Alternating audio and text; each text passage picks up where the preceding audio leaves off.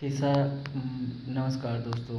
Bhojpuri superstar Khesari Lal Yadav ने होली का गाना इस वक्त रिलीज करने वाले हैं। पिछले साल तहलका हुआ था, जैसे कि पेट में भतीजा लइका हो जाए, तो इस बार क्या धमाका होने वाला है, इस वीडियो में आप देखिए और जानिए। और आप लोग कैसे होली मनाने वाले हैं, ये भी कमेंट करके बताइए। जी हाँ दोस्तों, भोजपुरी के ट्रेंडिंग स्टार हिट मशीन कहे जाने वाले खेसारी लाल यादव का सुपर हिट होली सॉन्ग इस वक्त रिकॉर्डिंग हो गया है। वीडियो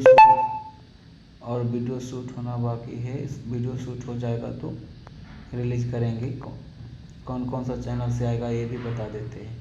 पहला है भोजपुरी आदिशक्ति, दूसरा अन्नपूर्णा फिल्म्स, तीसरा म्यूजिक, चौथा ब्लू बीट भोजपुरी। अगर वीडियो अच्छा लगे तो चैनल को सब्सक्राइब करके वीडियो को शेयर कर दें। जय हिंद दोस्तों।